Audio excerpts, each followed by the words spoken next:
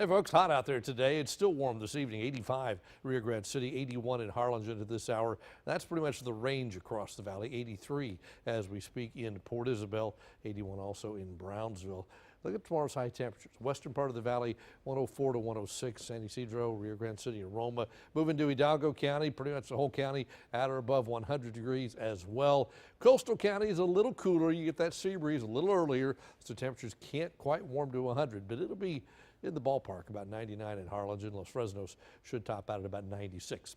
Rest of Texas tonight, if you were with us earlier today, temperatures are over 100 all the way up into North Texas. Right now it's back down to 90 in Odessa, 86 in Dallas, 83 in Austin. And there's not been much going on in Texas today. Pretty quiet day across the state, and the weekend is going to stay this way. We just don't expect anything to show up. So let's spend a little time on next week, because we know the next 3 days probably are completely rain-free, probably 4 days.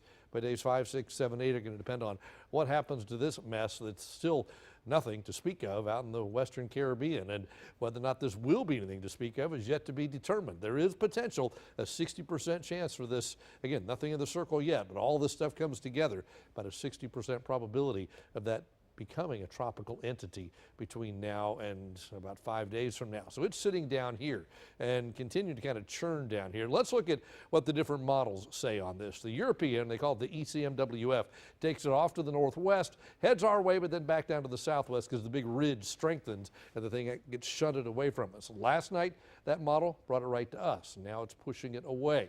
The U.S. model, the GFS, completely opposite solution. Takes it to Florida. We had a storm like this in 2012. Models were doing that. All the forecasts went this way, and it turned around and went that direction. So we just have to wait and see. The UK Met, the Canadian, the Navy NOGAPS model, none of them point to us, but we're kind of in the middle of the window. We'll just have to watch, but we're kind of leaning toward the European solution right now, which is keeping this thing down to the south over the weekend. Not anything to write home about until early next week. Then it starts to move again in our general direction, but the ridge kind of flexes its muscles and pushes it to the south. We end up with spotty showers, maybe a thunderstorm. Some of the rain also breaks away and goes up into the deep south, but we end up with just a little bit. Not much. Other side of the Atlantic, 40 to 60% chance of this developing. It's moving westward across the Atlantic Ocean. It's a long way from anything. Next 7 days rain chances. We peak probably Thursday. That number is going to go up or down depending on what that system in the Gulf does. Same thing for the Friday rain chances. And that also goes for the high temperatures. If we don't get the rain, obviously, if that system stays far enough away from us, all these numbers will go right back up to where we've been.